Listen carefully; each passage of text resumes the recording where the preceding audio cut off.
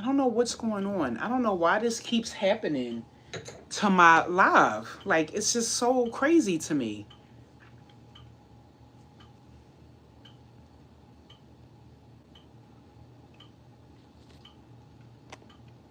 Like, this happened before. Like, I don't know why I don't know why this keeps happening.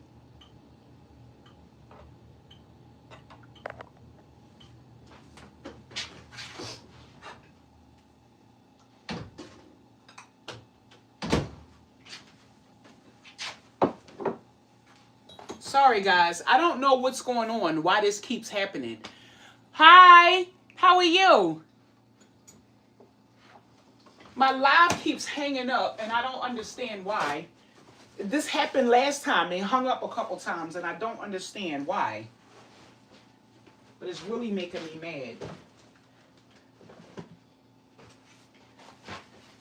So, anyway, I was telling you guys about the wine that I want to open up because,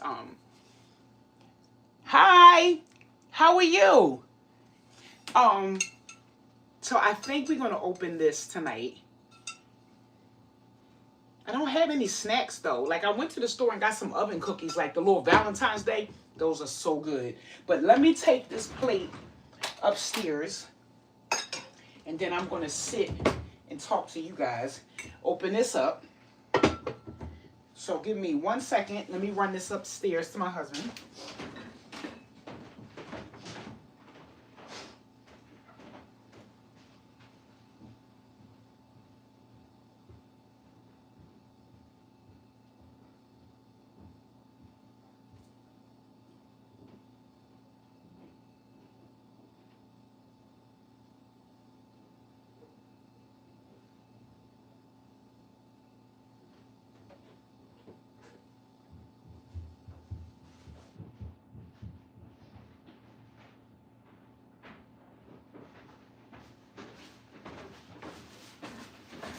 All right.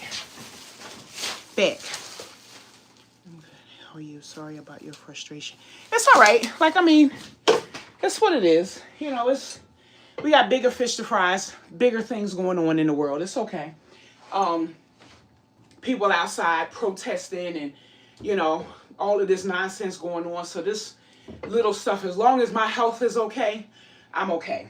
So let's open this up because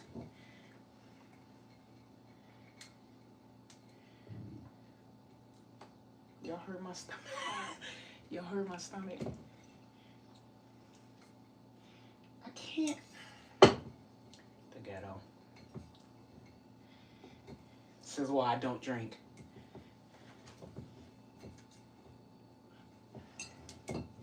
What did you guys cook? Are any of you cooking? I need some other ideas because I'm making my macaroni salad and my fried chicken tomorrow if I don't make my Japanese dish. But I'm also thinking about being really fat and making like baked macaroni and cheese and candy yams and stuff. This is what I'm thinking about making.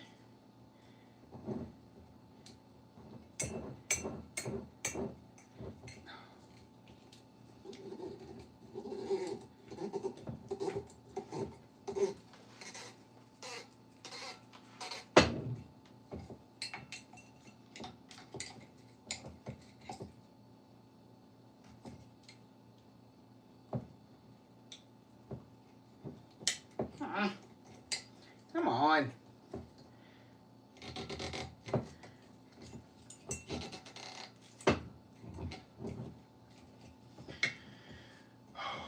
This is supposed to make it easier.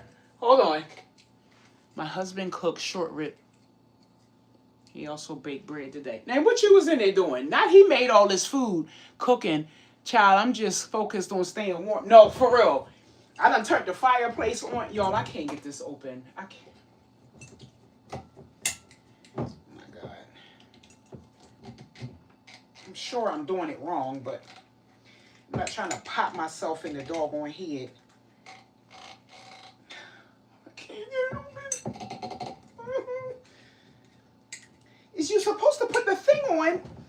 And it's supposed to just slide up, but it's not sliding up. It's like it's stuck.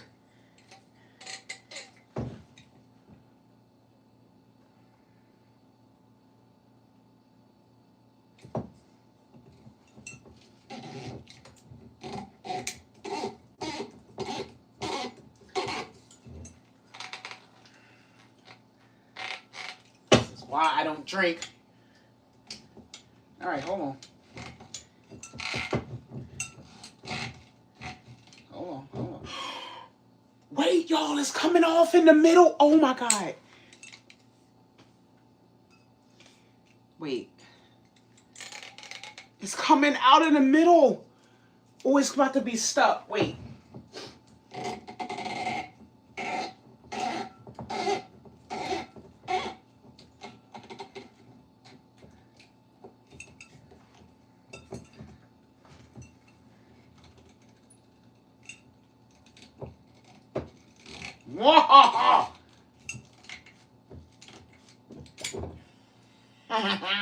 Got it. This better be good, all of this work I just did. It smells good. But not 2023.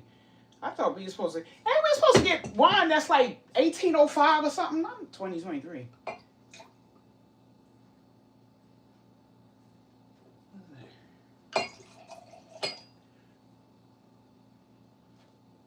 Hold on. I got a piece of the... I got a piece of the thing in there? We found out I don't even need this bottle, so... Chilled. So let's see what it tastes like.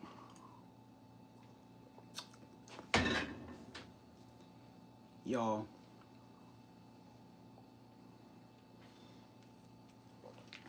Now, I'm not gonna lie. I think I would like it a little better if it was cold. I should have chilled it first. But I can put what's left in the refrigerator for right now because this is delicious. Y'all get ready to have me tipsy on this live. This is good.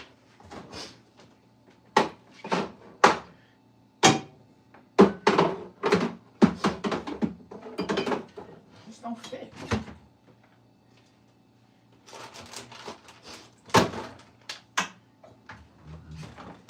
Okay. So I got me my wine.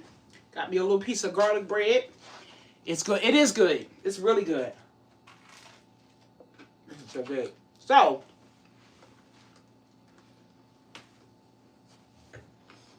I was online, and I know you guys seen, like, all of the discourse with, the video that not fat comedian, I don't want to be rude. That comedian, like, Drewski made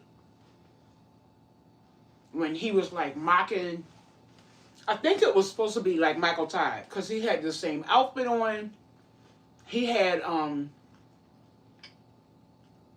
the shoes and, the chains and all that stuff. Guys, when I tell you, I was low-key brokenhearted when I saw that because while I thought it was extremely disrespectful, when I look at what's going on today, he didn't lie. Like, that was the part that was most, like, hurtful because he didn't lie. That's exactly what goes on right now, and we didn't grow up like that. It's just, it was so disheartening to see because I feel like people already take God in the church for a joke. So to see that and everybody is so comfortable with it, it's just like beyond. Like I was literally heartbroken to see the clip. And I just wish that they would say, like, when they're, like, a disclaimer or something, like, when they're doing these things, these are not all churches. You know, we don't, I don't know. Like, not we don't we don't want to disrespect God. I just feel like there's so many religions that are sacred and people don't disrespect. And for some reason, it's like, you know, the church is always the butt of a joke or something. And it's just like, it's just extremely like heartbreaking. I don't know.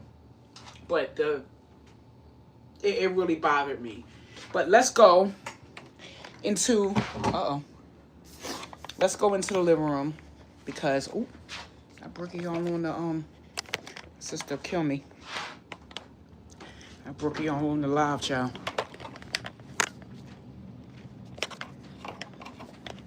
I want to show you guys my, my mirror. Hold on, because I got my whole setup here. So we can sit down and watch Bridgerton and chit chat. I missed you guys, so I want to sit and chill with you. I just want to have a chill night. Like, no heavy topics or anything. Like, I just want to sit with you guys like y'all are here and just relax. Let me get this down so this can... All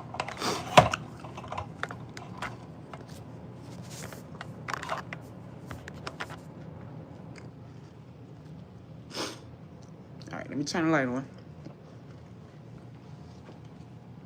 Got my little setup right here.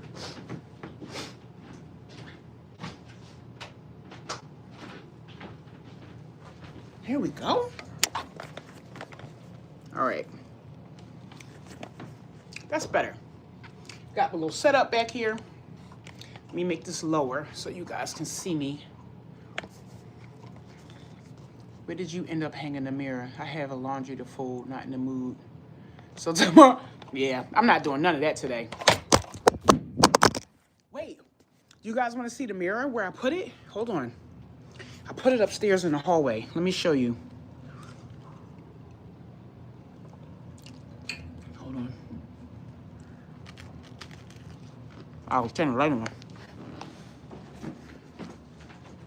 My hallway's not done. I'm doing stuff in my hallway. So, hold on. Let me turn the... This is where I put it.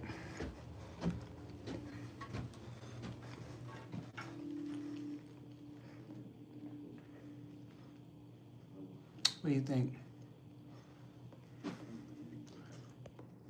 Like, I like it right there. I feel like it's a really good space. I didn't want it upstairs because I felt like I was hiding it, but I like it up there because it's a focal point. Like when you're going up the steps, going into the bathroom, I'm going to try to put like a little table right there if I can, like a little like console table. Maybe like a little a sitting vase or something next to it on the floor. Just like style it up, but not too much because I want the mirror to be the focal point. So I'll see how I feel with it. Should I turn my wall sconces on? Y'all, I got 2, 3, 4, 5, 6, 7 wall sconces. 18 remote controls. That's smart. Yeah, you can. I just figured, you know, because I have a closet, it's like, why do I need to check myself? But no, that's smart. One last little look over before you leave the house. All right, hold on. Let me get these. Let me see if I can turn the wall sconces on because I have 100 remotes and I need to label them because I don't know which one goes with what. 17 wall sconces, all of these remote controls. So I don't know which one is what. So let's take them all in the living room and see.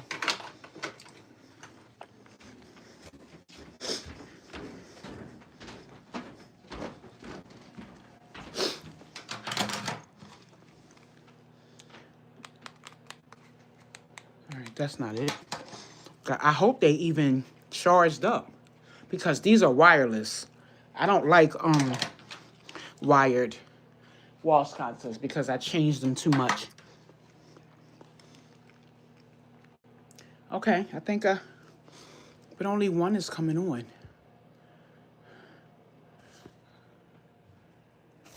Ooh. Why is only one of them coming on? Let me see. Some more light for us, so we're not sitting in the dark. But it's not even a button for me to push on here. Yeah, it needs to be charged. So we can just use the one. That's fine.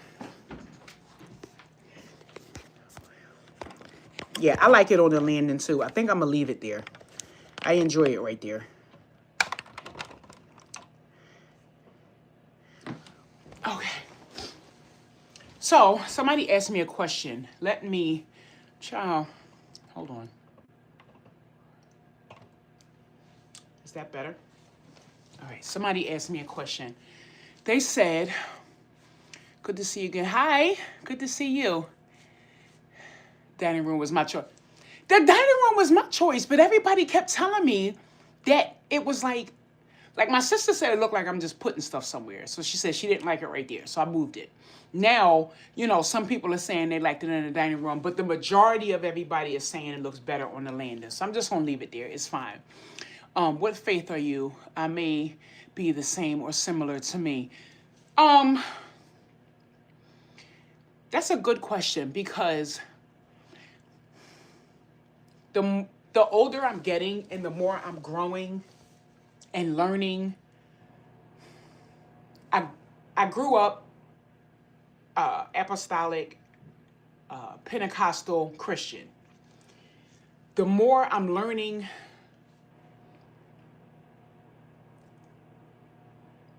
technically, I guess, like pen to paper, they don't believe in Jesus, but am I tripping or would I not be Jewish? Like, follow me, hear me out. Wasn't Jesus born a Jew?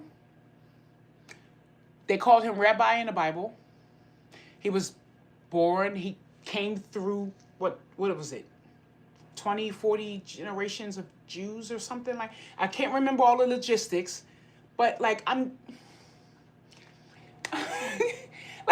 confusion. Like, how are you not? But then when you say this to people, it's like, well, you're not Jewish because Jews don't believe in Jesus. How do you not believe in Jesus and y'all was there? How y'all don't believe in Jesus and he was born? I'm just like, I don't.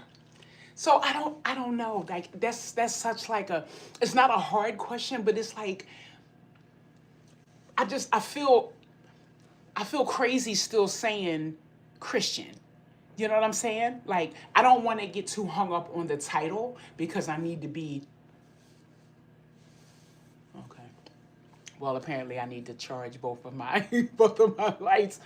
So this is how we gonna do this. But I mean, I feel crazy still just saying Christian, and I don't want to get hung up on like the title, but I just feel like that's not what we are. You know what I'm saying? Like, I feel like everything that we do, everything that we follow, we follow the Hebrew calendar. How are we not Jewish? Good response. The Jews don't consider Jesus and they don't even look at Mary. Well, Mary doesn't mean anything to me either. I feel like that's more of a Catholic thing. No disrespect to anybody that's Catholic, but Mary doesn't mean anything to me. Mary was just a vessel. Like, she doesn't have any special power. She's not, she's not rising in the sky. She didn't do none of that. She's just a vessel God used to come here. That was it. So I don't really put too much stock in Mary. He could have used any woman. It just happened to be her. So I don't really get, really big on that. So I'm just really confused about, like, how are we not Jewish? Again, I look at a lot of videos from Philip Anthony Mitchell, and he broke down some of that a little bit in one of his sermons. And he was saying, we as people, we get too caught up in titles. and labels and all of that. When what we really need to be worried about, what we really need to be focused on is what the word says. Stop worrying about what your title is in the world, like whether you Jewish and all of this, and worry about if you're even doing what you're supposed to be doing. Because meanwhile, I'm too busy trying to figure out what I am, and I ain't doing none of the right thing for none of it. Islam, he told me they know Mary. So I don't want to get too much into this because I have a dear friend of mine that is Muslim. So I love them. So I don't want to get like too deep into that. But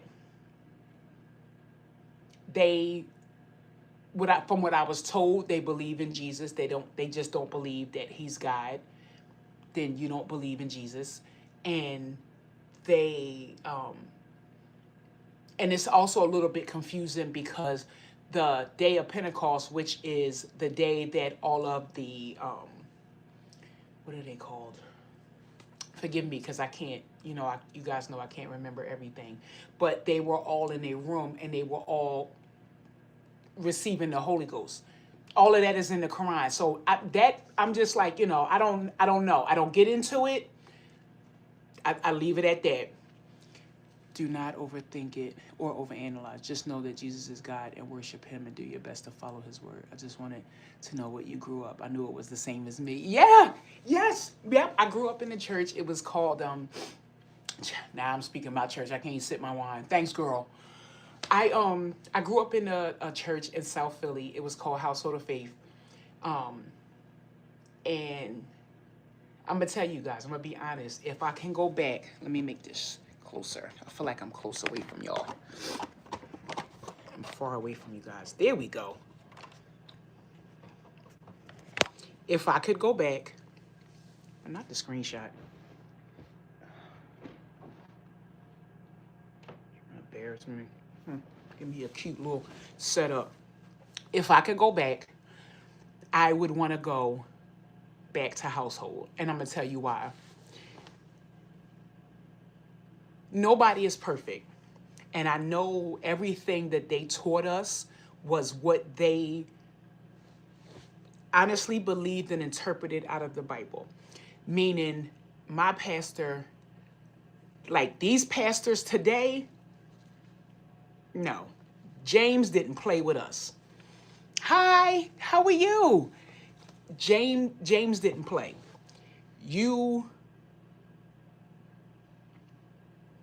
The sole purpose of church when I grew up was getting the Holy Ghost. Saving souls. How many souls? How many souls? What is it called when you go out into the street and you're witnessing to people? That was the sole purpose of church when I was growing up. This new stuff, everything is money and tithes and offering. And don't get me wrong, you paid the tithes. You're 10%. We had offering call right before the preacher came up. You had your envelope. It wasn't none of this here credit card machine and all this stuff now. You had your envelope. You put your 10% or whatever it is that you had because he wasn't counting. He wasn't asking for your tax returns. He wasn't doing none of that. I was at a church and they would read, and I'm not saying this is wrong, this is just what they were doing at their church. They would read an excerpt from the Bible, which was like, don't give of necessity, don't give of, and I got used to it, but initially I was sitting in the pew like, not the guilt trip, like, not, like, not the urgent before you go up to the offering, like okay. It's just, I feel like everything is so centered around money now, and that's not how we grew up. That's not how we grew up at all. And it's just like, it's heartbreaking because I'm sitting around watching like the church being made a fool of, and this has nothing to do with God. It's like God's getting all of this disrespect over something that he has nothing to do with. It's like, I went to a church and the tithes paper was like opening a bank account. I never went back. Yeah, like tithes paper, like what is a tithes paper? You get an envelope. You put your name on it. It's either tithes or offering. I don't even think we put how much was on the envelope. If we did, I don't remember. And you put your name because, you can like claim it on your taxes, which I never did because that's tithes. Like, why I'm claiming tithes? But I didn't judge anybody who did it. And, that was it. So, we put our we did. Hi, how are you? It's good to see you. Welcome. So we put our tithes in our envelope, and we went on about service. But the whole purpose, we used to have, I hate reminiscing because it's heartbreaking to think of so much has changed. Around Easter time, we used to have what it was called Power of His Resurrection Week. It was 5 churches. I don't know if you guys are familiar with Ty Tribbett. He is a famous gospel singer. We grew up with them, him and his brother. My mom and my family is good friends with his father and mom, Tyrone and Nisi Tribbett. We went to Tyrone's church. He used to have, I think it was called El Bethel, I think, in Jersey. He used to have Friday nights. I think we had, household had Monday or Tuesday nights. When I tell you, it was 5 churches, and we all fellowshipped in each other's church each night. I think the only free night we had was Saturday, and then you go to your regular church on Sunday, or like however that went. I can't remember because it was a long time ago. And hey girl, how are you? So everybody would wait for Friday night because you would be walking out of Tyrone. Now, mind you, it was in Camden. So even when I was young, I was like, what time we going? You would walk out of Tyrone Church like midnight, 1 o'clock in the morning. We had a ball. The whole week was nothing but tarrying, praying, getting folks baptized, how many souls got saved. Like even the next day, they would like recap the church right before. Like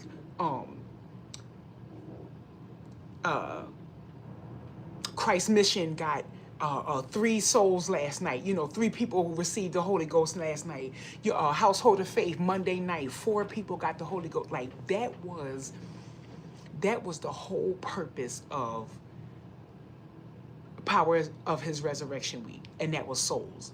It wasn't a bunch of tithes and all of that. I was at a church, and they were doing tithes because this was after I had left my church. My pastor was getting older. His wife died, so he started traveling a little more. And when younger people start taking over, things start to change. So it was kind of time, like it was one of those things like where it was, you weren't getting that same feeling. Things just were not right. And I kind of we had to move on.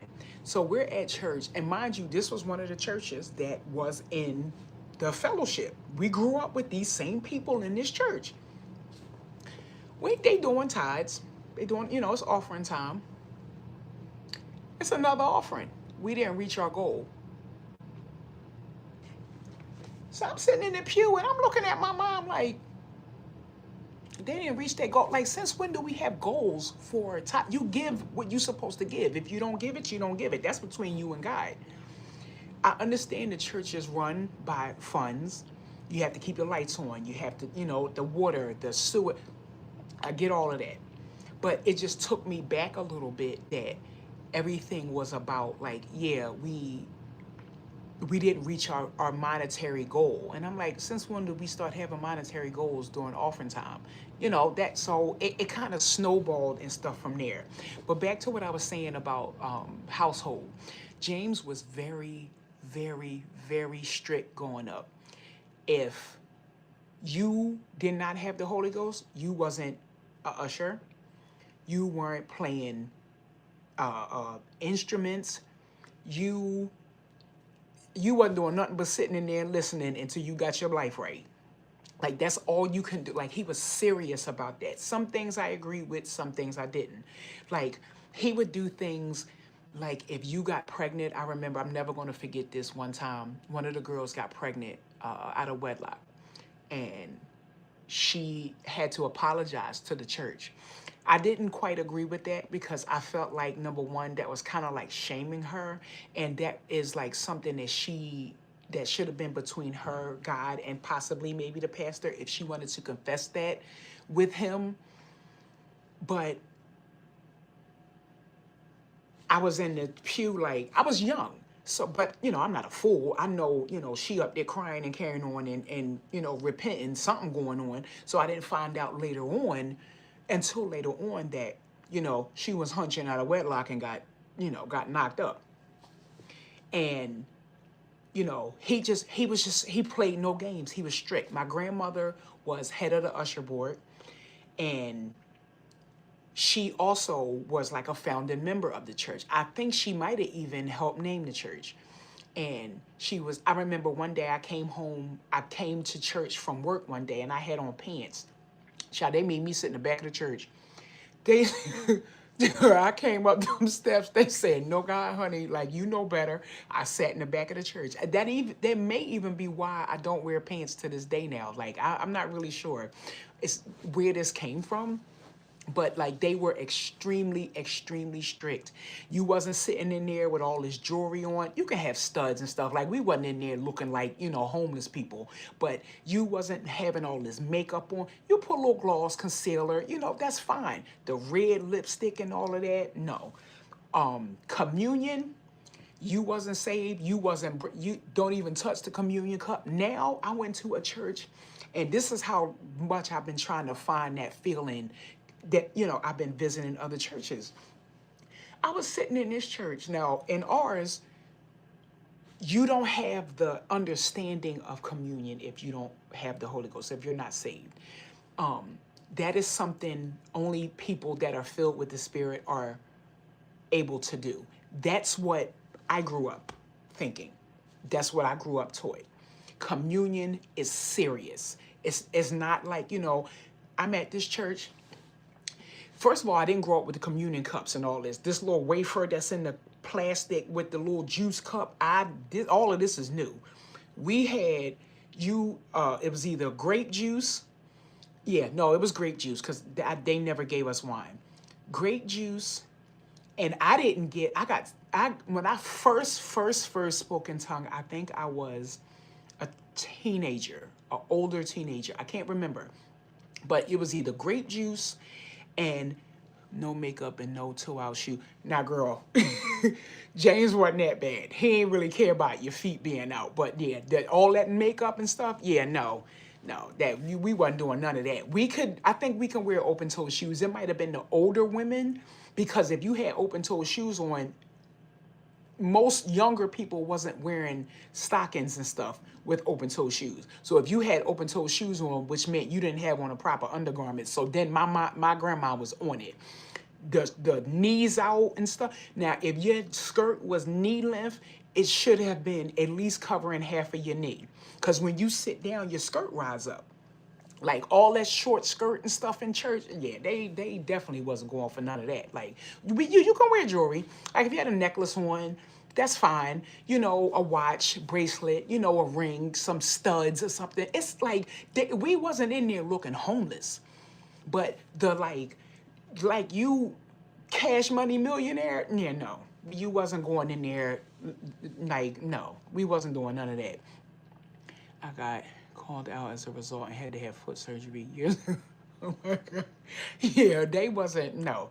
You had to have my grandma, you had to have a slip on. You better have stockings and something on your leg, like that bare leg and stuff in church. No, they was not going for none of that. So the church I was visiting, they giving out the communion cups. We had the grape juice and we had the, again, the little Jewish crackers, the little, the communion crackers. They really dry and like, no salt or nothing on them. It's like you eating a piece of cardboard that represented his body. That's what you had. You had to be saved in order to do communion. James drilled that in us. Communion was not a game. You You make sure you repent. Your mind is right. Your spirit is right. If you don't even feel right taking communion, don't do it. And yeah, no, we ain't had no broken up saltine child. That what we had was these old. They were like the Jewish crackers. They were dry, no salt on them, and you crack them, and they would give you a piece. I'm at this church. They giving out the little juice cup with the cracker, all perfectly inside the plastic, and it's sanitary. I'm not saying nothing about that. That's fine. However y'all do it. I'm looking at the little kids with the cup. I'm like, I'm sitting here like, wait a minute. And what really sealed it for me from leaving my original church, there was a lady that was going to my church. Everybody knew she didn't have the Holy Ghost. Everybody knew. Like, not one, God always has a witness. Now, one person ever heard her speak. Her sons, like, I remember we was having Powers as resurrection service, and one of the son was urging her because they was doing altar call, which is you come up to either get baptized or tarry to get the Holy Ghost. Son urging her to go up there. So I'm like on the same pew as them. So I'm looking at the corner of my eye. I say, yeah, I knew she ain't had no Holy Ghost, but ain't none of my business. I'm at the church one day. She up front leading the communion. Yep. I said, times is there. They changing. So I said, let me just get on, like, all right. This is, all good things must come to an end. So I'm at the church and I'm looking at the little kids with the communion and all. So I'm like, so everybody just, he reading the little expert and the little thing out the Bible, whatever, page he's reading. And everybody's opening up the lid. And I'm like, ain't hear nothing about how important it is. Ain't hear nothing about the purpose of taking communion. Not, how if you're not right, and by not right, not meaning, like, say you get into a fight with your husband and you hate him right now. You in church stewing. You can't take communion. Your heart not right. You know what I'm saying? Your soul not right. You're not fit to take it. You have, bad thoughts in your head. It's not right to take communion. Communion is serious. It's important. Like this is representative of you taking part of Jesus' body. You can't do that. Catholic, the same thing, but we had red wine. Yo, yeah, no, they wasn't giving us no wine. Like, that would have been cute, but yeah, no, James wasn't going for that. You wasn't, no. And he was really strict, but church was a certain way. We had reverence for God's house. We had respect for God's house. We had respect for those in charge in God's house. It wasn't like an army, but he ran it like this is God's house. I look at other churches, and again, this is not judgment because I'm not saying that we were better than anybody else. This was just my experience. I'm looking at other churches, and I mean, the girls is in there, ain't not a wedding ring on. Everybody's pregnant. Everybody hunching everybody else.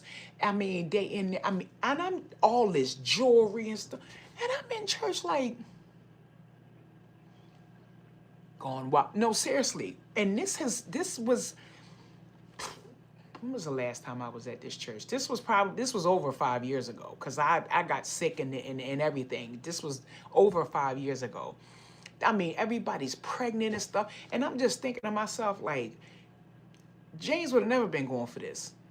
Like, it's no way. It's no way. It's like, it's just nobody care. I feel like people go to church just for performative now. Nobody goes like looking for God, in my opinion. They're going for the pastor. They're going for performative reasons. They're not going seeking God. Like, I remember I seen a video, and a guy said that he had asked his grandmother about God and something that he didn't understand. Something she said, and she got upset with him. because she felt like he was questioning God. Do you know how many times I've heard that story from people? So many people are turning away because nobody's explaining to them. We don't even have testimony service in church no more. Nobody's explaining to them who God is, what God is, like, and they just don't actually want to know the Lord. They don't. They want to be comfortable. They want to come to church and be able to do what they want to do. They don't want to come in there and there's rules, regulations, reverence. They don't want that. No. They want to be able to come and do what they want to do, and they feel as though that they. I'm trying to think of the word to use. That. Because God loves everybody. Who are you to say that, like, say you're gay. Who are you to say that I can't come to church and sit with my lover? What mosque you going to and you holding hands with your lover? What temple are you going to and you holding hands with your lover? Why is it that the church has rules and regulations and it's a big to-do? You can't go in no religious house and do whatever it is that you want to do. So I'm just really confused of why are you confused? That's the part that like really gets me. How are you confused because you can't do what you want to do in God's house? Like, it's just, I don't know. It's just, I feel like sometimes maybe that's why I feel lost in life, because I'm also lost in, I don't want to say my soul, because thank God I know who he is, but it's like that anchor is gone. I visited one church and folks was sipping on coffee doing praise and worship. Oh yeah. Oh, can I tell you how many times, where my lip stuff at? My lips is chapped. How many times I've said that? You be on I seen a show, it was called Black Jesus or something. And the Jesus was black, and I mean, he cussing and I'm like, never in life would you see a black Buddha or what, why is it for people that don't believe in him, he's just a prophet, whoop-de-whoop. Why is it that everybody is just so, he's just so easily disrespected for somebody that you guys don't believe in? Y'all work overtime to make him a joke. That's the part that is just like, nobody finds that funny. How everybody else is respected except for the person that nobody believes in, supposedly. Y'all work so hard. If nobody believes in it, then it shouldn't even be like, it shouldn't even be a thing. And they don't even be afraid. It's just, I don't know. It's just, I long so much to have. Yeah, they are. And I'm gonna tell you what the biggest thing that I hate. You guys ever be on Instagram or TikTok and they have these people that walk through the street and they randomly ask people, like, do you believe in Jesus? No. Like, I instantly uninterested. I'm not looking at no videos where I know you about to blaspheme. I know you're about to be disrespectful. I'm just like, are you walking through the street asking anybody if they believe in Allah? Why are y'all doing this? Why is Jesus always right here at the forefront for him not to mean anything? For him just to be a prophet? I don't understand. It's just, I instantly, like, because that's all you doing is inviting blasphemy. That's all y'all doing.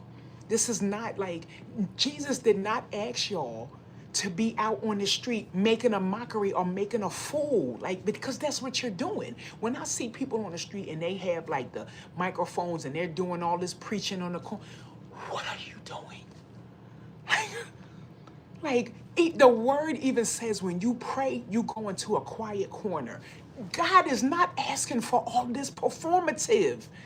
All he wants is you, a relationship with you, your heart, your soul. Nobody asked y'all to be out here jumping out of buildings and stuff, preaching on the way down. What are you?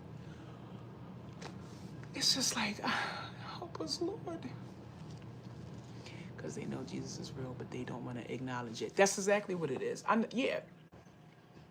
It's exactly what it is. Because it's like they work double time, like overtime. And it's you don't even know what to say, because it's like, it's heartbreaking to see, because that's like you can't compare it because it's not the same. But this is just the closest thing that I can think of. That's like a mother giving birth and you almost dying.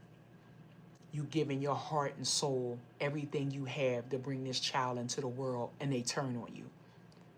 That's how I look at it. Everything that he's done, and I'm included, because I sin every day. So I'm not judging anybody. I'm included. I know he's shaking his head at me every day. And honestly, now that I'm saying it out loud and thinking about it, I might even be worse than a non-believer, because I know better.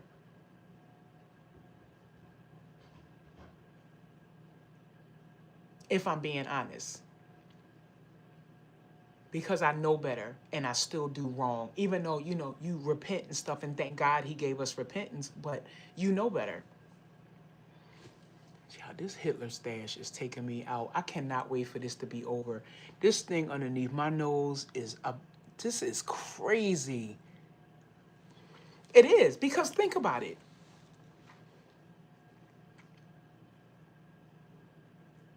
Let's say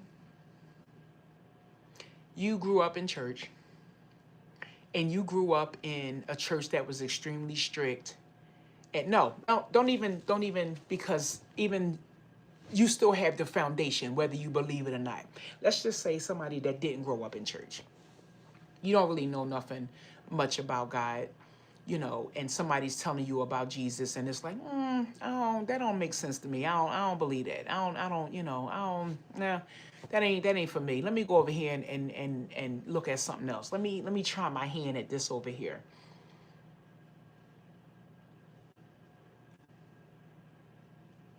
That's different than you being raised in church.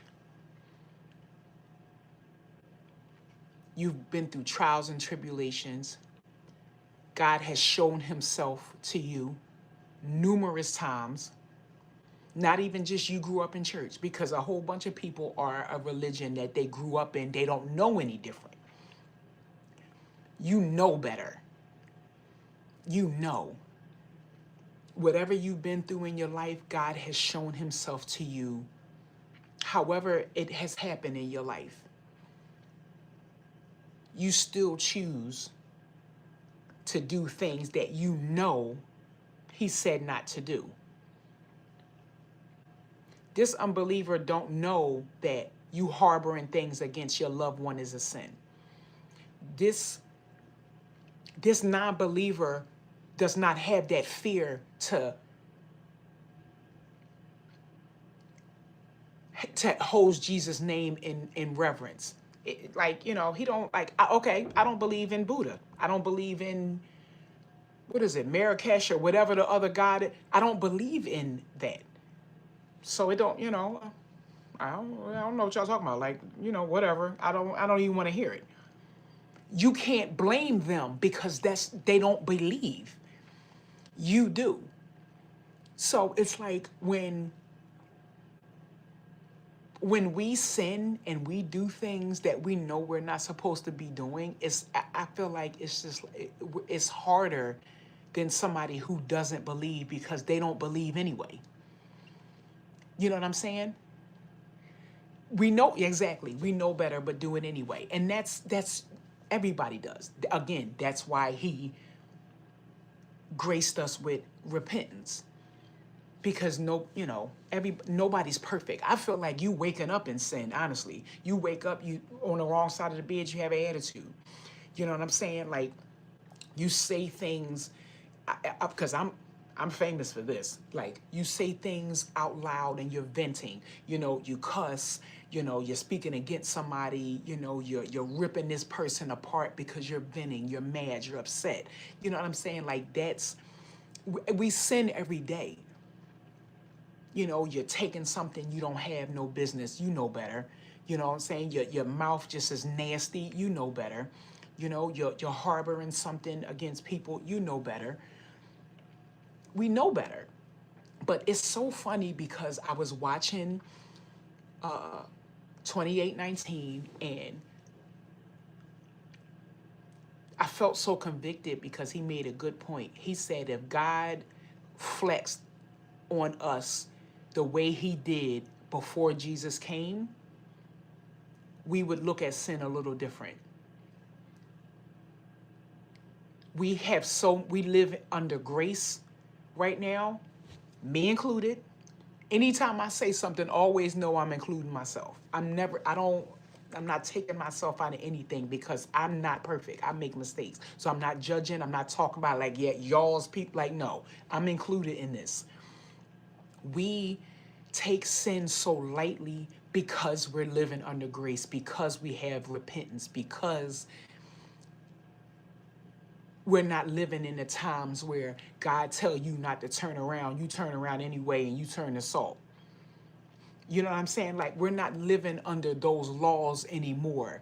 And it's like, no, seriously, that's what I'm saying. If it wasn't for Jesus, it's like we would not be here. I know I wouldn't be here. So it's like we're not living under those laws anymore. Not that God is different, because he hates sin now the way he did then.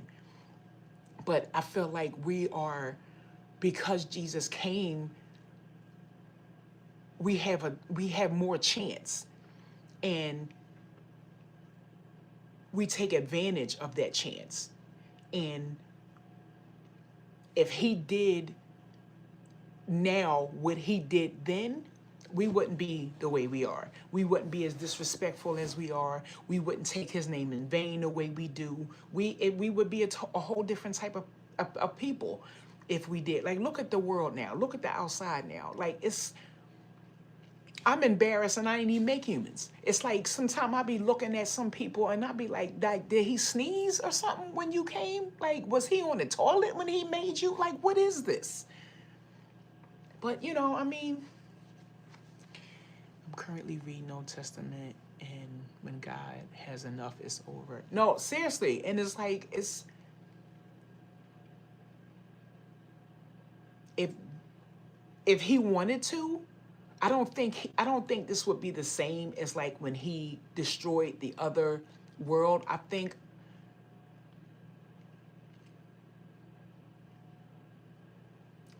everything we're going through now, and we think it's bad because it's read the Revelations. I didn't read all the Revelation because it scares me, but it's going to get worse. Everything that we're going through is a result of our choices.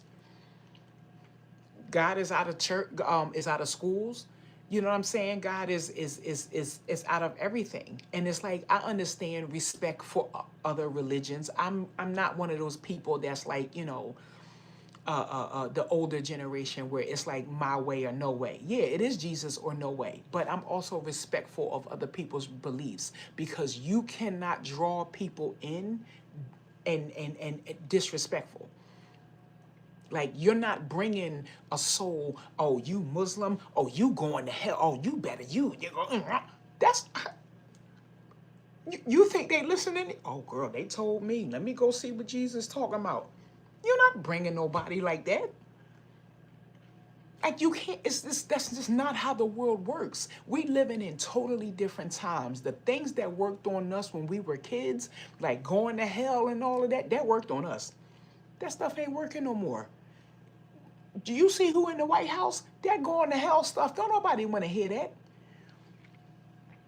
and we prayed in the morning after we said the national anthem. See, I don't remember us praying in school, but we did have to stand outside and do the national anthem, like with your hand on your chest and stuff, before you went into the building. I do remember that, but I don't. We wasn't praying in school. That might have been my mom generation, but yeah, we didn't do that. But we definitely sang the Pledge of Allegiance. Or national anthem.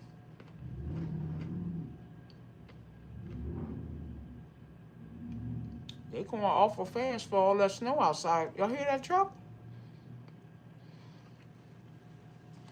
But yeah, we definitely we did that in the morning before class, but I'm missing that. The church I'm going to now, I'm following my mom. This is the one that opened me up to. You hear? Like, what is going on? Like, listen, just stay away from me. Like, because it's all of that. I know y'all going fast. I can hear it. All of that snow outside. So, the church I'm going to now is what really opened my mind up to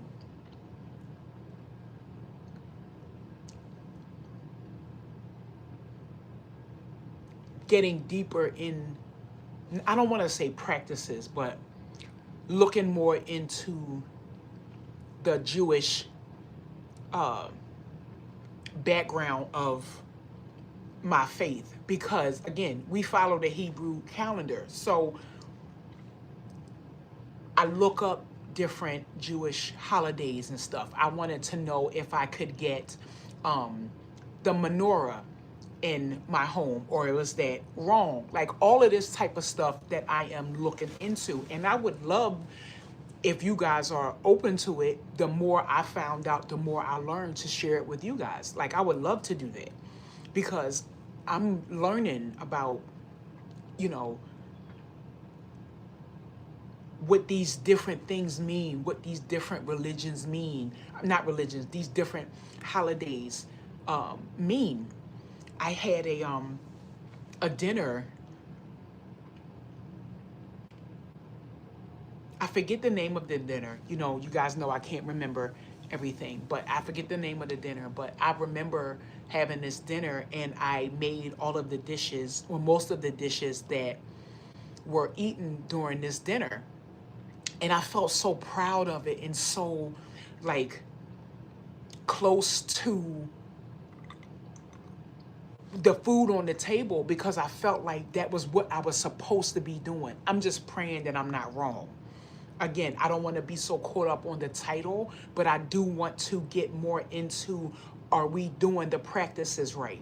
Like, okay, they are regular Jewish people, I think, and then Orthodox Jewish people. What does that mean? Like all of that type of stuff. Like the ones that have like the curly hair, like why, like getting into what all of that stuff means. But then where do we fit into that as people that believe in Jesus? Because that's never going to change. I don't care what the name of what's called. That's not changing.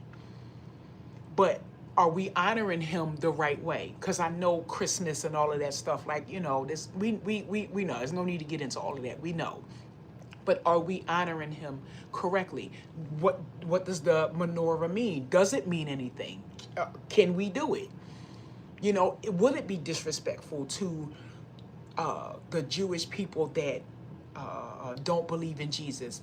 The Torah, I never picked up a Torah in my life. Is it the same as the Bible? Did y'all do like the Catholic Bible? Did y'all take bits and pieces out and create another Bible? Is it, all of these things, I have questions. So, I'm just doing more research and stuff, and just trying to figure out, like, where does all of that fit? How do we navigate that and still honor that? Because even when I'm watching 28:19, he says Christians. So am I a Christian that just follows the Hebrew calendar? for Christmas, I had got me, my mom, and my sister Star of David signs because we're on this journey of figuring out, is this what we're supposed to be doing? You know, and I just felt like it was something sentimental. It was something that we can share amongst each other. The Bible shares in the Old Testament about the feast days and how God told the children of Israel to keep them. Like, that's a whole other thing. Everything that's going on with Israel and stuff now, you know, I'm never speaking against Israel. Sorry. We might as well end the live. I don't even, and I know it's probably not inappropriate, but foolish of me to not follow that. But for my own mental, I don't even follow what's going on because I cannot say anything. So I just keep my mouth shut and just, because it's easier for me just not to know. So, you know, all of this is new for me, and I'm trying to figure out where I stand. The question is, what did the original people of Israel look like? Will surprise most. I felt like they looked like us. You know, honestly, I feel like they look like us. But you know, I don't really know for sure. I don't really know, because I don't even know, like, you know, we so quick to say Jesus was black because the skin was bronze and all. We don't know if he was black or uh, Middle Eastern, you know, they dark. You know what I'm saying? Like, I don't know. I have so many questions, and I feel like we're never going to know all of the answers because, number one, it's not for us to know all the answers. We're never going to know that. So, I don't know what they look like. I know they wasn't white. I can tell you that for free, but I can't tell you 100%, you know, exactly what they were. But it's a journey that I'm on that I'm just trying to figure out because I have no clue. I have no clue.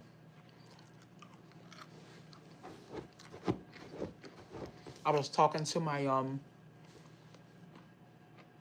friend the other day, and she's trying to also find her way because she's in marketing and everything, and I feel like we're on this same journey of trying to figure out our spots, trying to figure out where we belong, trying to figure out, you know, what our goals in life and stuff are. And I feel like we're just getting caught up in things that just don't matter. Like, this stuff doesn't matter, and I'm glad that that we got into this conversation because it's so much that I wanted to get off my chest about,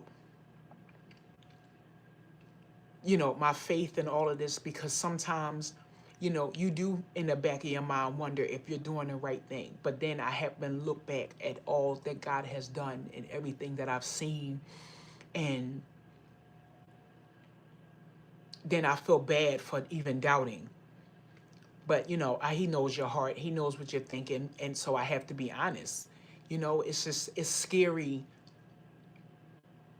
But I guess I would rather bet on him and be wrong. But I'm not wrong. So I'm just, you know, well, we don't have any choice but to put our lives in his hands.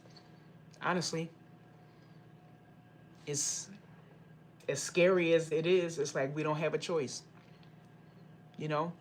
So, I mean, I would like to share more with you guys if you are up to it, if you are interested, you know, the things that I find and the more research and stuff, even the dinners and stuff, you know, I would love to share making traditional, you know, dinners if that is what we're allowed to do. Again, I'm still figuring this out. I'm still researching. So I don't know what is allowed and what's not allowed, if this is what we're supposed to be doing or not. But like when I first started dipping my foot into it, I had mentioned it to somebody that you're not Jewish. Jewish don't believe. Okay. Then I read that we were called Messianic Jews. That's just a made up term. Jewish don't believe in Jesus. It's like, dude, like, so it's just, I don't know, like everything else, child. I don't know. I'm just a walking don't know, just a walking ball of confusion. So I'm trying to figure this out and walk this walk the best way I can and share whatever it is that I can share. I still do. I still do. But I had a long talk with one of my girlfriends, and I told her the hopes and the dreams that I had for my channel. And I was telling her about how my family and my friends kept telling me how I was ruining my channel because I was taking breaks and and not posting, and nobody seemed to understand that my like I told you guys last time, my channel means a lot to me, and I bared my soul with you guys. Nobody understands what this feels like, to show complete strangers things that are so intimate that are forever on the internet. Even if I took my channel down now, I don't know how many times my videos have been shared. I don't know who has screen recorded my videos.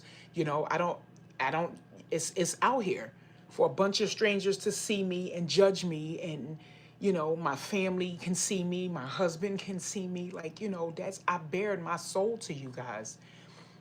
And it got to the point where I felt like if I wasn't bearing my soul, if I wasn't embarrassing myself, if I wasn't sharing things that were going wrong in my life, I had nothing to share. Like, I gave you guys everything from my sickness to my iron infusions to my mental breakdowns to my marriage.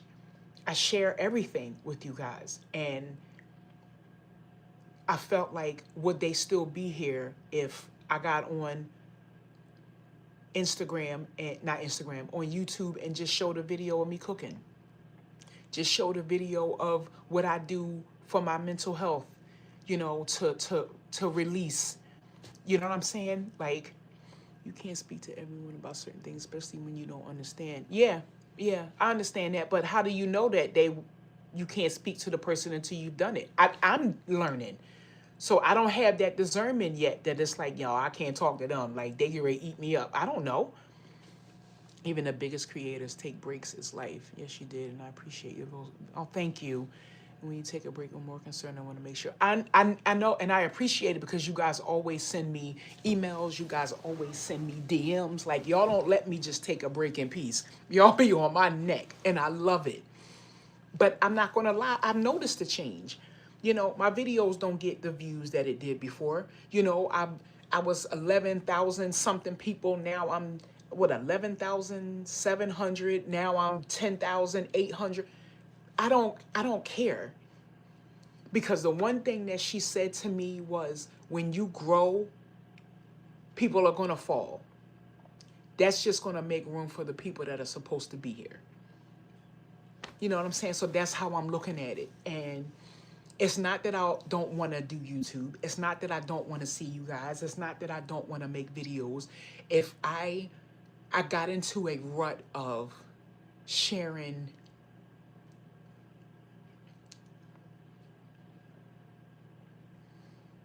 I don't want to say like my period of destruction, because I feel like that's a bit dramatic, and I wasn't destructed. I'm trying to think of the word for it. I guess that was my time in life. I people get on YouTube and they pray for a video like I had. You making a video that is honest, where you're sharing something that happened to you, that you're being vulnerable, and it just happened to go viral. And next thing you know, I gained all these followers. And now it's okay, these people are here because they seen that I had cancer and all my teeth was coming out. So let me take them on this journey of me trying to navigate through this fog. So now I'm showing you, I'm taking you guys to the dentist with me. All these side effects of the cancer. So now I'm taking you to get my iron infusions. My mental health is declining because I'm dealing with the fact that I almost died and that the cancer can come back. So now I'm taking you guys with my therapy sessions. In the midst of all of this, my marriage is falling apart. Let me share this. Like,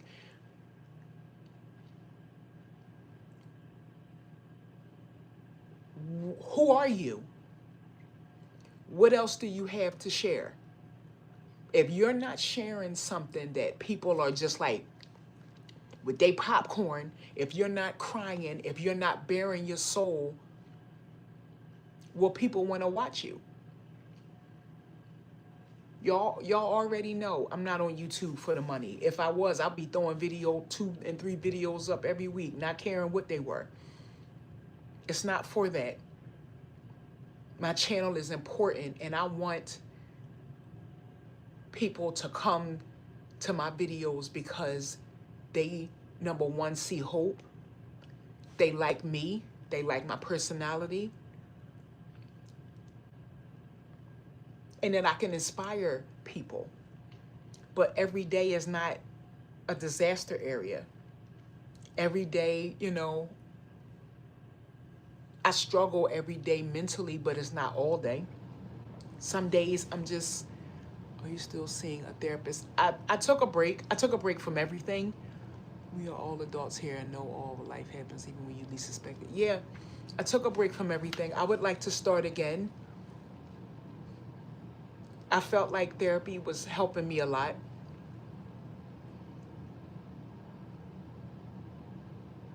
It just got to the point where I just got tired of hearing my own voice, so I took a break. Because they were giving me tools, they were giving me homework, and it was helping.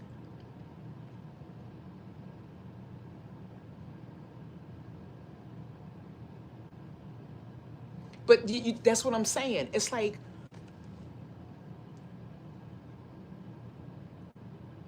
escapism is important. You know what I'm saying? I'm gonna share something with you guys about me that you not know. I am a big dreamer. I am someone that I make a whole world in my head for me because that helps me cope. I was raised for a world that does not exist that does not exist. People are not what I was brought up to believe they were. I did not know that life can just happen and change your life that fast. Bad things happen to good people. You know, I create worlds in my head. I think that's where the fashion and stuff comes from. People are always asking me to, am I still going to make fashion videos? Of course I am. I just have not, fashion has not been what it was for me at one time because I need more right now. Fashion before,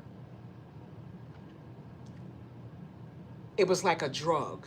It was like a blanket, like a little kid scared. You can pull your blanket up over your head and it held you. You know, my lives when I was going through, it's 9 people in here right now. I thank God for all 9 of you. Y'all mean everything to me. My lives when I'm talking about my marriage when it was falling apart, I'm crying and devastated. 50 people in there. I see all of this stuff. I can be an extremist. I can be. And I remember one time my sister told me that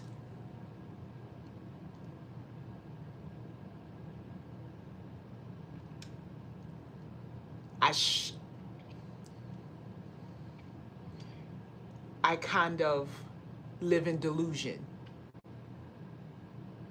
And she didn't say it in a bad way, like she was trying to hurt my feelings. She was she was telling me basically that she sees me. She sees what I'm doing. Because in order for me to stay sane, I don't want to see, if I really sat down and let my mind open up to what we're really living in right now, how much life has changed, how much my life has changed, how much the world has changed from that little girl that grew up in West Philly, the little sense I got left will probably be gone. You know what I'm saying? Like, it's just, these are the things that I notice. That's what makes me take breaks. You know, my marriage is not falling apart today. They don't, what I'm gonna show them. You know what I'm saying? Like, I enjoy gardening and stuff. Them videos didn't really do well like that. And it's like, again, it's not for the money, but it's my connection with you guys. So if my videos are not connecting, I don't know what to show you guys. Is that all you want to see, is my life falling apart? That's not what I want this channel to be. I want to inspire, you guys. I want to give hope to people. One of the best emails I got was a girl telling me that she was sick and she binge watched my videos and it got her through her sickness. Like, I didn't get her, like, watching my videos like gave her hope, and she was able to watch my videos during whatever it was that she was going through, and my videos helped. Like that, like that's what I'm talking about. Like, my channel means everything to me. So if I don't feel like I have any value, what I'm here for, like, what is this called?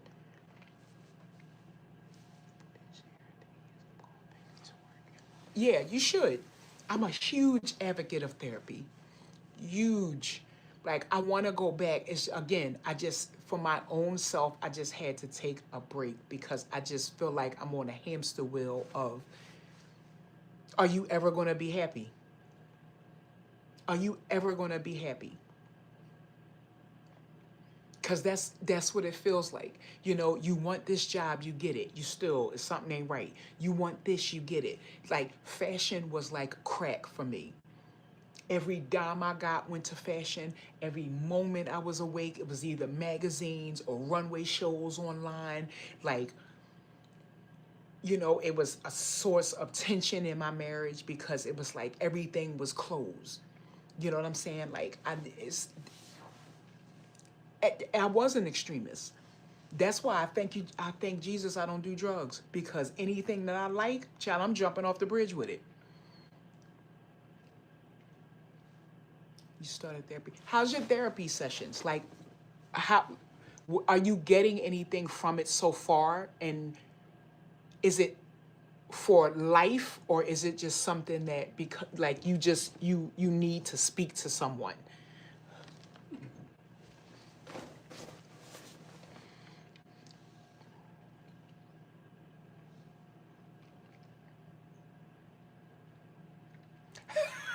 Girl, well, guess what? You ain't finna see no $600 shirt no time soon. You may see these $600 shirts already got, but it's too much going on right now. Like, my birthday, I want to get myself I'm looking at a watch. I think I want to get myself a watch, but it's gonna be secondhand. I can drink my own alcohol. I don't need to record y'all sit, because I don't like that anyway. Like, sitting in these luxury stores with these phones out like you ain't never been nowhere. Like, I'm not doing that. So I'm not getting ready to be being in those stores while I'm recording all up in these sales associate face, and we're not doing that. So, like, that's what I love to hear. That's what I want.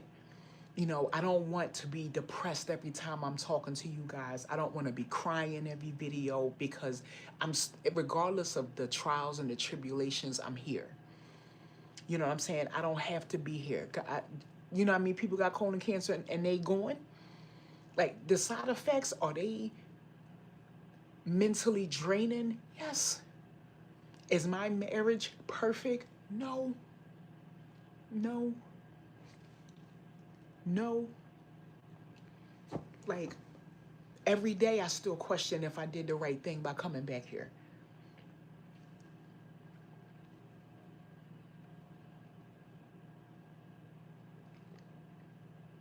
Oh my God. Well, that's a blessing. Thank God for that. It don't matter how long it took you doing it. Because guess what? I'm praying that whatever it is that is on your heart, on your mind, that not only do you give it to Jesus, that this therapy can help you work through it and you live out the rest of your long, long life free of that trauma.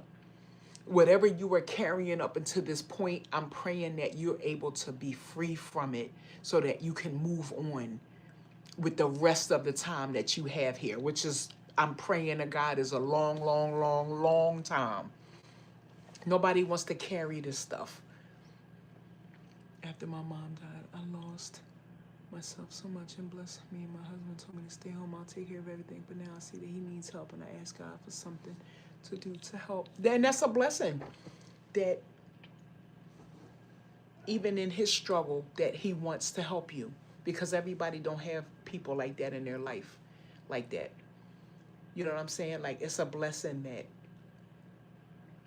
you have the forethought to help. That's what a partnership is. It's not controlling and somebody manipulating you and making you do something that, you know, they want you to do or their way.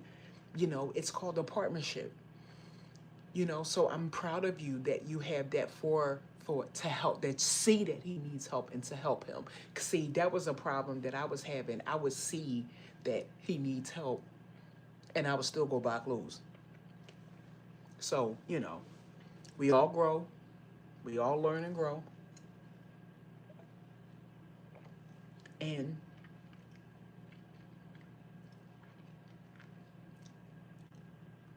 I'm not gonna lie,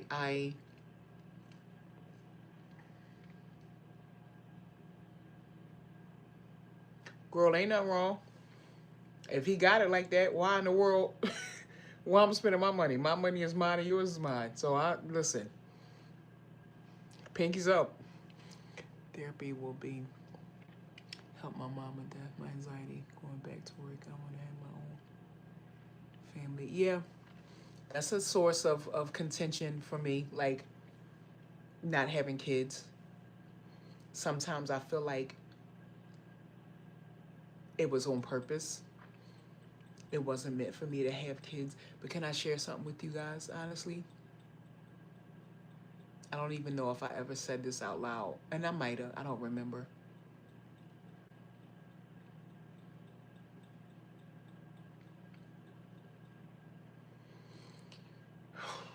But sometimes I feel like I didn't have a baby because God was saving me from having to deal with a baby if and my marriage wasn't right. Because you guys know that drugs and alcohol addiction and stuff is hereditary in families. Learn this in school. You can pass down addiction, mental illness. That's why it's so important. Guys, listen to me. If you don't listen to nothing else I ever tell you guys, when you picking a mate, I feel like the old lady sitting under the tree. When you picking a mate, always look at the family. Don't just go off of, oh, he fine, oh, he nice, oh, he got money. Look at that family. If it's drugs and alcohol all up and through, I'm not saying leave or, you know, don't be with him. You make your own decision. Watch how he deals with things. Watch how he treats his mom. Watch how his mental is. Because you can come from a family of nutcases. You can come from the bottom and want to be more and want to be better and rise to be better. I know people that have come from what they deem the gutter and have went on to become a doctor or whatever. It's it's your mindset. It's who that person is. Everybody's not strong enough to overcome what they come from. Some people just fall right in line. The mom a drug addict, the dad a drug addict, the aunt a drug addict, the uncle a drug addict, the grandmama a drug addict. Guess what he is? Because that's all he know. And he don't try to be better. Listen to me. God knows what he's doing. Sometimes we don't understand, but we'll get it eventually. Yeah. My husband spent 5 years in therapy because he said he didn't want to be angry and wanted to live a good life. Because that's a man with intention. That's a man that's doing the work to be better. Mine definitely has that issue, unfortunately. I'm sorry. And it ain't got to be, don't get me wrong, it don't got to be crack and heroin and all that. Like, I'm not saying that. Like, because honestly, that weed and stuff, that's the new crack. You can't tell them, listen, you can't tell them nothing about that nonsense. That stuff got such a hold on them. They will, just like crack, they'll leave you before they put that stuff down.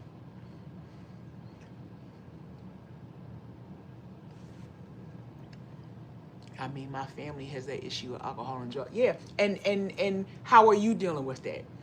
I'm sure you're not just falling in line with the rest of them.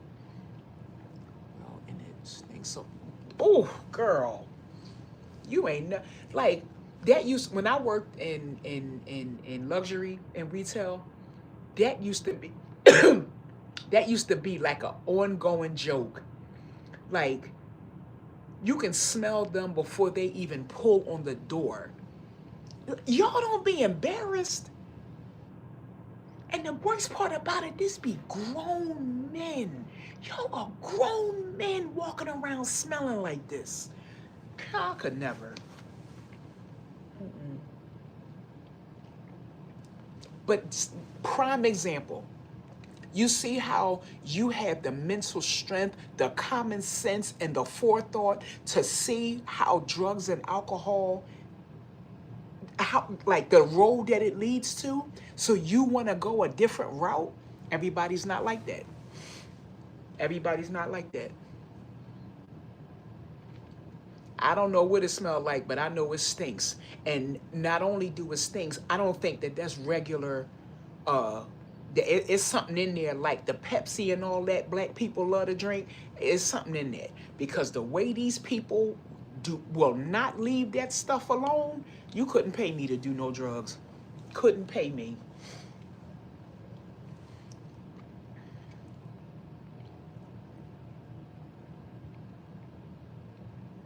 Now listen, they don't play with that stuff.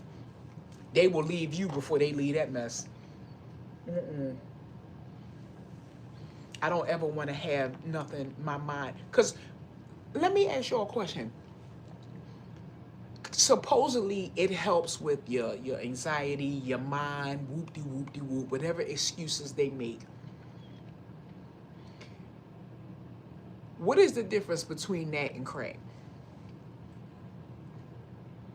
I don't, as coming from somebody who doesn't do drugs, who has never done drugs, what is the difference between that and crack?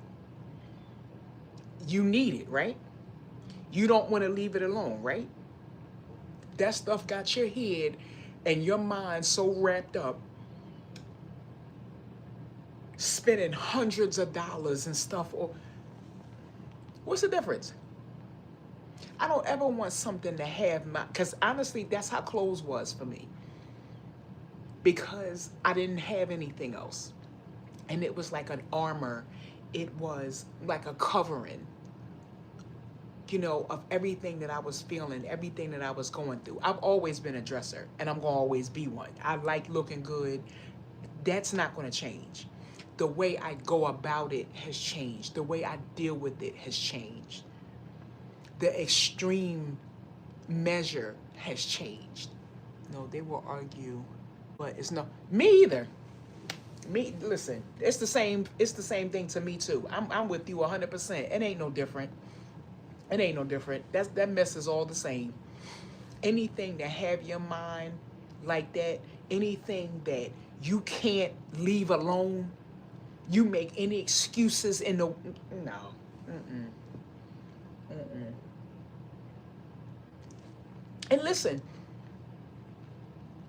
I don't know if it's a bad thing or not. I don't judge people that smoke weed. My issue is the extremity with it. The walking around all day and that's all you smell. It's like you a walking crack house. Like that be my issue. You can't do your little twists on the little side or how people have recreational drinks or something. Like you can't do it like that all day. You don't even drink a glass of water before you. Girl, please. Mm-mm. Mm-mm. You couldn't pay me. You don't even feed yourself. You don't even brush your teeth or drink a glass of water before you got drugs in your lungs. And you gonna tell me is nothing wrong with it? Come on, man. But, that's what people choose to do. I guess everybody's dealing with life. And that's the way they choose to cope with it.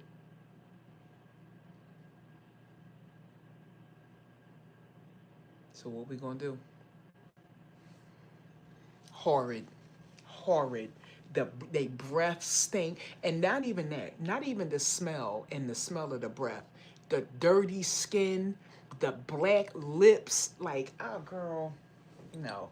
And women, girl, the women who do it, I be like, you dead set? You serious?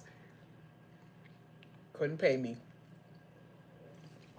Y'all, now I got a piece of the sitting on my arm of my couch. It's almost 9 o'clock. I'm thinking I want to make some more food. I'm outside of Philly. We got a lot of snow. The snow was almost covering the tires of the car. We got a lot of snow. And I'm not sure where you are, but did you get a lot of snow?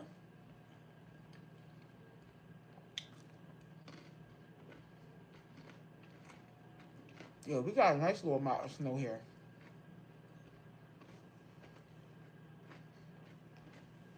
I don't know what the inches are because I didn't watch the news because I done found Hurricane Swartz because I grew up on him. I found Hurricane Swartz on TikTok and I be watching him in his bow tie. He's adorable. I'm in Florida. Did you guys get a lot of snow?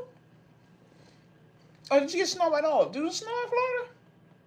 I don't know.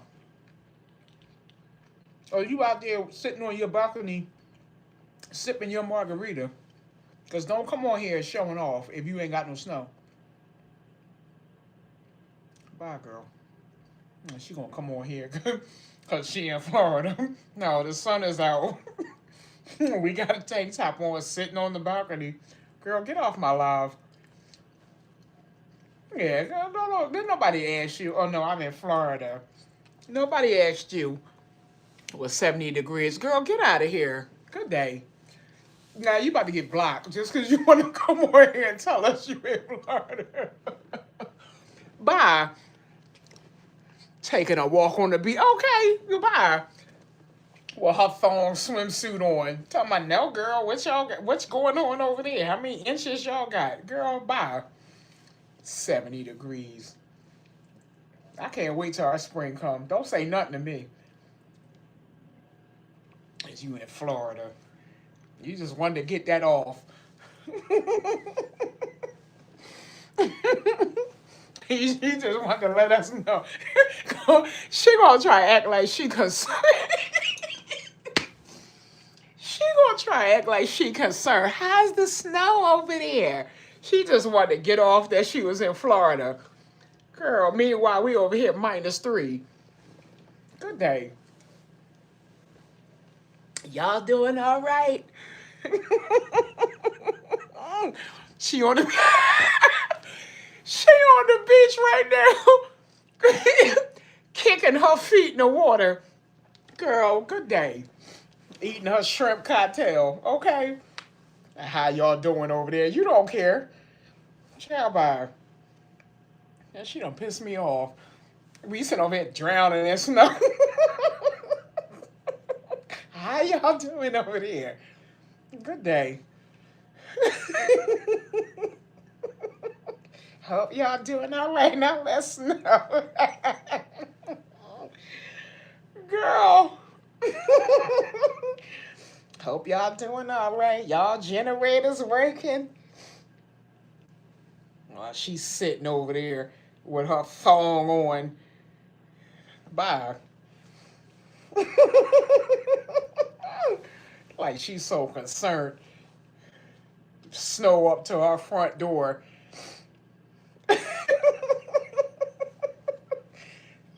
Trying like she care. Honey, you wasn't get out of here. You wasn't concerned. You couldn't wait to tell us you was in Florida. Somebody asked me where I'm at. She got on the sunny girl, okay? Got on her SPF flip flops. Girl, out of here.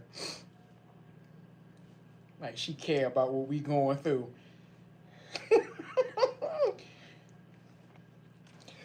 I forgot I had this juice over here. I'm trying to think, do I want to make any more food? Girl, okay. She know we fine. Listen to her, guys. She had on a sundress today and glasses. Listen to her. I bet you did. Miss 70 degrees. Boy, I tell you. Couldn't wait to come on here and show out. Just bet you did.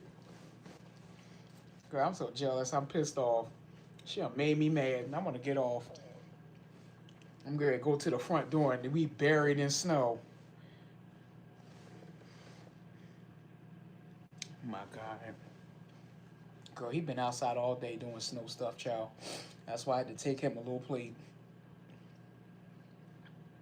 Because I wasn't doing it. He put a car cover on my car and everything. Thank God. Because Lord knows. And I was supposed to work tomorrow, 7:30 in the morning. Child, please. Take me right on up off of there. I don't go to work till Wednesday. And I'm fitting to see what Wednesday looking like. Because I think we done. I don't know if it's supposed to snow into tomorrow or is it just today. Is it supposed to snow tomorrow too? Do anybody know? We can't even get a flight to Florida. No. Because I want to show up at her door, Miss 70 degrees in her sundress. Since you got all this here sun in time. I'm gonna come over there and eat up all your food. I think I'm gonna make something else. I think the snow is done for now. I hope so. I hate the winter. Oh my God, I hate it. I hope so. Because I done ate almost all that baked ziti. So now I don't know whether I want to, I need to go up there and see if he want to eat more or is he done. Because I made him a plate, but I don't know if he want more.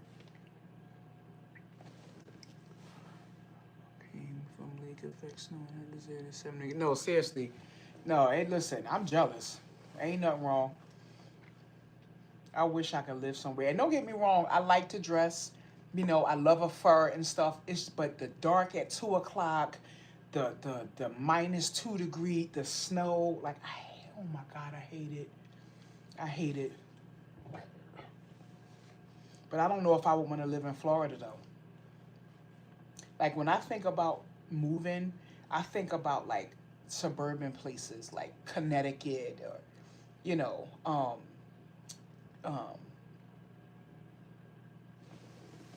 so tired of these women. I can't wait for fall to put on theirs, girl. If you don't leave that summer alone, girl, please. And don't get me wrong, I can take a little bit of fall. Ain't nothing wrong with a little cashmere sweater, you know, a little loafer and stuff. I love clothes, so that doesn't bother me. I have more heavier stuff than I do summer. But it's like, it's the extreme weather that is just like, guys, give me a break. Give me a break. Like, I can't do the extreme weather. Like, that's the part that kills me. I don't like it. I don't want to do the extreme weather. Like, all of this here snow, this is ridiculous. This is like, why we need all the snow? Just like, why? What is the purpose of this? Like, why the tires covered? It's like, we don't need this. You can do a little layer, a little light dusting if you want. You know, kids go outside and sled and play. Like, that's cool. But why the front door covered? Yeah, a little leather jacket, you know, a little turtleneck, cashmere sweater, a little throw. I don't mind that. Like, I don't blame you. I don't blame you. And somebody that suffers from seasonal depression, I don't blame you. You ain't did nothing wrong. You ain't did a thing wrong. That was actually smart, because this is tiring. Like, it really is. I hate it. And I have a coupe. I don't have a snow car. I have a two-door car. It's all-wheel drive, thank God. But I don't have a two-door car. Like, nobody has time for this. No, seriously. Oh my God, like the winter. It's like soon as it starts getting dark, it's 2 o'clock in the afternoon, the sun going down. I just woke up. Like, where's the sun going? It's too much. I hate it. So now I gotta figure out what I'm making. If I'm gonna make something else to eat, or if I'm just gonna take my behind to bed, or if I'm gonna put, I got some rice meat in there. Maybe I'll make me some rice and a couple dumplings. Maybe I'll do that, because I don't feel like making the broth and all that stuff tonight. I got enough dumplings. Maybe I'll make me some rice. Ooh. And put some bean sprouts in the rice. And I got mushrooms in here. I might make, girl, I'm finna make me a whole dish. I might make me some white rice, mushrooms, bean sprouts, and some dumplings. Tuesday, I have a paper to drop off from the job, and they're going to hate to see me coming with my long, long coat. Girl, please. Yeah, it is. It is. I've been trying. I was doing really good at one point, and I lost like 20-something pounds. But since Thanksgiving, girl, I've been doing me. And it's just a struggle to get back on the wagon. And I'm trying to get back on so that I can, like, you know, get back on this diet. Like, my birthday is in April. I don't want to be heavy and big and stuff on my birthday. Like, I'm trying to, like, you know, get my life together. Like, it's in butter, girl. So it ain't that healthy, but that's what I'm about to do. I'm about to saute them mushrooms and them bean sprouts over that rice and my dumplings. That's what I'm going to do. So I am getting ready to leave you guys. GLP-1 to help me lose number. You know what? As so many people are on that, I want to do a video, because I was thinking about this. I want to do a video on taking weight loss medications when you've had the history that I have.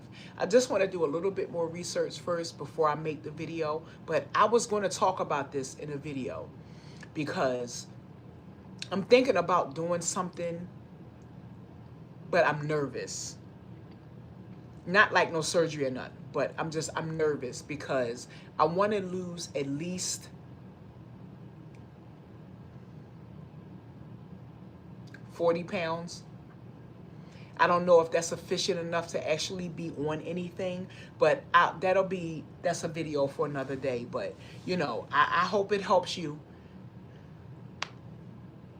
Yeah, I really hope it helps you, because it's like I was doing really good, because what really works for me is low carb. I tried the Weight Watchers, like I did all of that stuff. What works for me is low carb. Getting rid of them carbs, the sodas, the breads, the juices, all of that stuff, it works. But it's difficult because I'm hungry. I love rice. I love dumplings. I love spaghetti. I love pasta. Like, it's hard.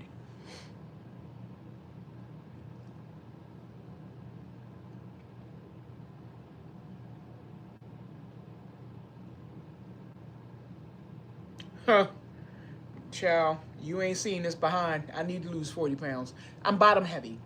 Like, I ain't all like this. Don't get me wrong, but no, I need to lose 40 pounds. Yeah, especially getting older. Take them carbs out. Yeah, no, I'm not, hold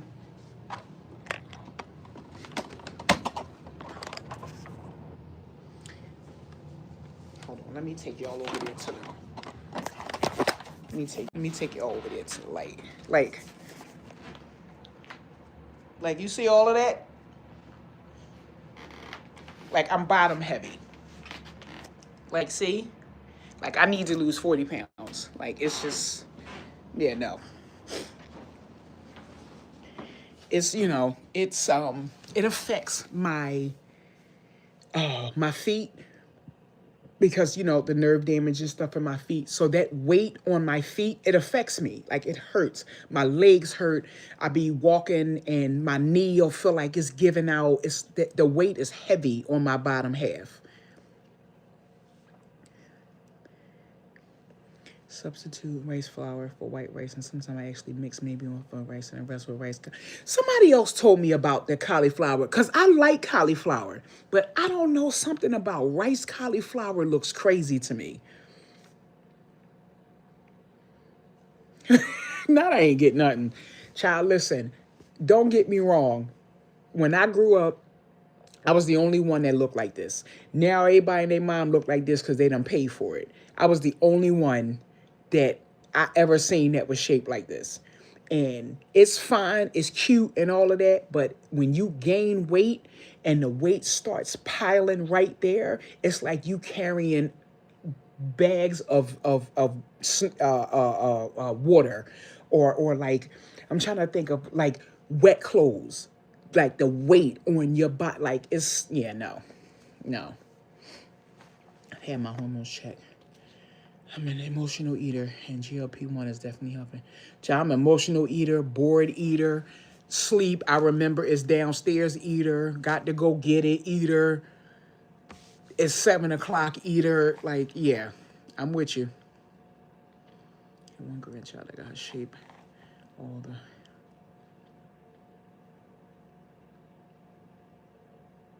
Yeah, like maybe like some gravy or something. Like, oh, can you have gravy? No, that got carbs in it because you're making it with flour, right?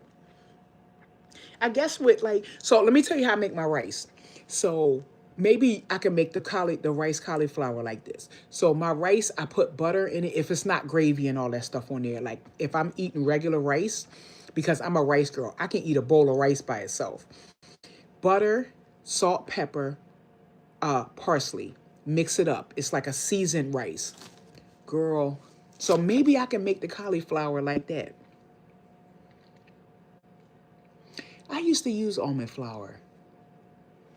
Yeah, maybe it won't be so hard if I just, put my mind and stuff to it and just, it's carb friendly. Yeah, it is.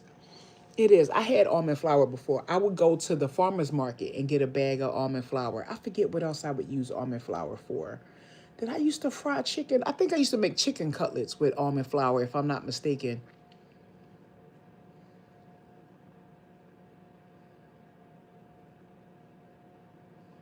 Because, like, even pasta, I be seeing, like, the little clear pastas and the little slippery pastas in the bag, like the Asian market and stuff. I just can't bring myself to buy it. Child, that stuff be looking a fool. But see, I don't put it on my fish because that's something I'm just like, yeah, if I'm going to eat fried fish, I'm finna eat fried fish. I seen the Asians put their fish in a pan with oil and like cook it like that where the skin be crispy. So I be doing it like that now. I score it, season it up, put some, your stuff on there, put some oil in the pan and put the fish in there like that without any coating on it. So the skin on it be crispy. Oh my God, chef's kiss. It's so good. That's what I'm saying. It's like, it looks so weird. The cauliflower rice, like, I don't know. But I mean, listen, I'll try it. I'll try it because, girl, I got gas every day. Like, I need to do something because I don't eat the way I'm supposed to be eating. Yo, yeah, try it. Like butter, salt and pepper, parsley. Oh my God, it's so good. It's so good. And but you have to put enough butter in it. Like, I'm not saying it's the healthiest, but like you got, like, the rice has to be coated. So don't put like this little corner of butter in there. No, make sure it's like, like a mouth feel with the butter. Oh, okay. I should have known they took it from somebody, because it's too good. Yep, I seen them. Because it's this Asian family. This they do mukbangs, whatever it's called. And I seen the mom making it. They eat a lot of fish, and I seen the mom making it like that. And I'm like, she ain't fried. She didn't put no flour or nothing on that. And it's not like shallow fried. It's not it's not like you frying chicken. It's just enough to, coat the pan, and they lay the fish down and they crisp that skin up. And I'm like, so I had got me a piece of red snapper one day and did it, and it was delicious. Absolutely delicious. Matter of fact, I got some rice in the refrigerator. Let me go in there and make sure that rice still good. Or if I got to make new rice in my rice cooker, because I don't know how to make rice on the stove. It is like sauteing a little bit more oil, but don't move the fish. Like, if you frying, okay, let's say you frying chicken in this much oil. Use that much oil for the fish. So it's like, take half of it out. Let me see if I got enough.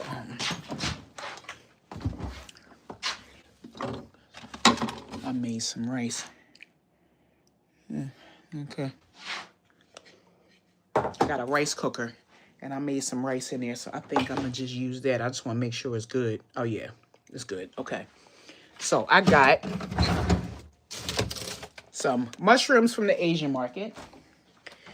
I got some enoki mushrooms, too, but I think I'm going to wait and use that for my dish.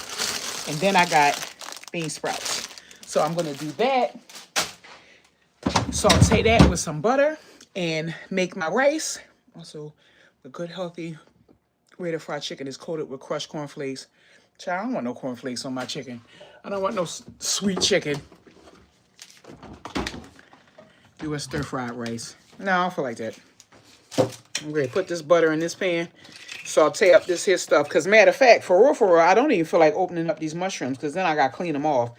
But I need to use them before they go bad. Because, people use... People be rubbing, what is it? Not rubbing, wiping their mushrooms off and not putting them in no water. No, I wash my mushrooms. Mushrooms come out the ground. I'm not eating that. Like, I can't do it. I gotta wash my my mushrooms off. The way people be eating food is just like diabolical. I'm not eating that.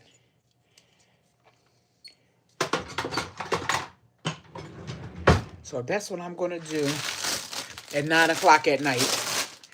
So I think I'm gonna have to make my Asian dish quick, because my bean sprouts look like they're gonna be going bad soon. Can you put bean sprouts in the freezer? Cornflakes not sweet though. You're thinking about Frosted Flakes. Child, look at the fat. This is going to show you I don't eat healthy. Wash it for me, please. Wash what? Wash what? My bean sprouts, girl, I'm washing everything. Girl, I don't eat no food that I don't wash. You know what channel you on? Yeah, I don't eat nothing I don't wash, honey. The mushrooms, all that's getting washed. The mushroom, oh yeah, definitely. I'm washing all that. I don't want to hear nothing about nothing being, they say it's a sponge and this soaker. Not by the time I get finished cooking them. By the time I get finished sauteing them on medium high heat, they'll be fine. I'm not eating no wiped off mushrooms. I clean all that off. Let me get my goodies out of here so I don't break it.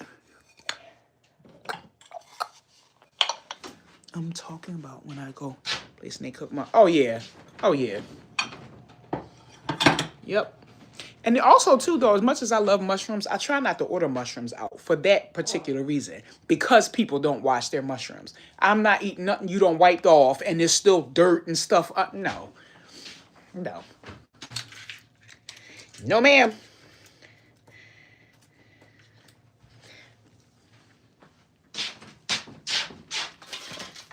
So I am going to finish cleaning my kitchen up. I'm going to make my food. I enjoyed my live as usual. You know, I love you guys. We done been on here 115 minutes. I am going to finish cleaning up, and I'm going to see you guys. Let me see, what did we say? Once a month we was going to do a live. Oh, so let me see what you guys think about this. Before, when I was doing YouTube, right? I was doing my lives. I was doing videos twice a week, Thursday and Sunday. What if I just do videos on Sunday? Is that enough? Because I just want to make sure, 'cause I can even make them vlogs. I can make them longer, you know, just so it's enough content. I just don't want the pressure of having to put these videos out and then they're not what I want for, you know what I'm saying? Because again, I don't want to keep with I just don't want to feel like I'm not adding anything of value. You know what I'm saying? Like if I'm not talking about my marriage or standing in the street getting ready to get hit by a car, you know, I want to share my life with you guys, and it consists of more things than something going wrong. So I was thinking about that, just doing one video a week on Sundays, and then a live once a month. Oh. All right, so I think we're going to do that then. Yes, that works. That'll work for me. So I think we're going to do that. I would love to sit and cook with you guys, but I want to focus and move around and stuff, so I don't want to like leave y'all sitting here while I'm banging and stuff. Thank you so much. Thank you. Thank you. I appreciate it.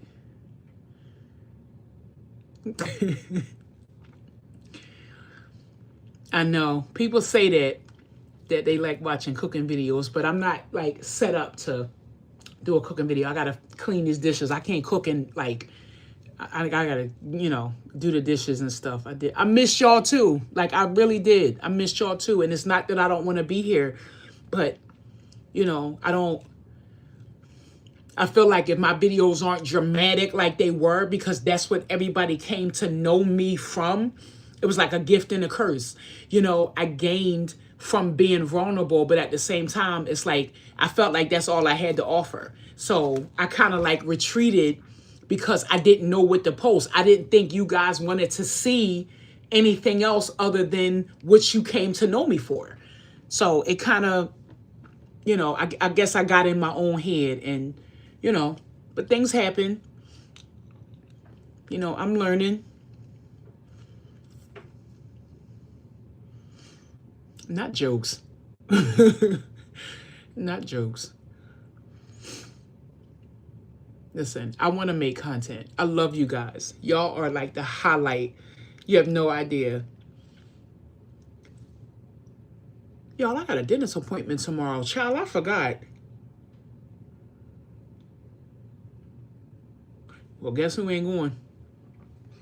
And died for this appointment. Oh, no. It's February 2nd. Tomorrow ain't February 2nd. Oh, no, I don't. Never mind. Ignore me. I have to change it anyway, though, because I got to work. I'm getting, because y'all remember I threw my teeth out. We're not even going to get into that again, but no, we're not going nowhere. I'm getting another bridge made to cover up these two gaps at the bottom, because I was pissed off and threw my bridges in the trash. Mind you, she's still around. Don't even know that she done had me that mad that I done threw my teeth out. So, you know, we just gonna go on here, girl. I'm just gonna get me a new pair. So I got an appointment on the 2nd. The same dentist that did the first one. The one that was playing with me with my first set of teeth. Go on that video if y'all remember and look at that video when I went to the dentist, when I first got my teeth taken out, and I went to the dentist to get the teeth fitted, and them teeth came back. I said, I know you the hell lying. Because who these for? Girl, them teeth were terrible. And she trying to explain to me, girl, please. Because I don't know who you think walking around with these. Them teeth were terrible. Please go look at that video if y'all remember. I got my teeth taken out and I got measured for dentures. The dentures came in, gums, girl, my mouth was like this here. And she gonna try to tell me, lady, your mouth fitting to be like this in a minute.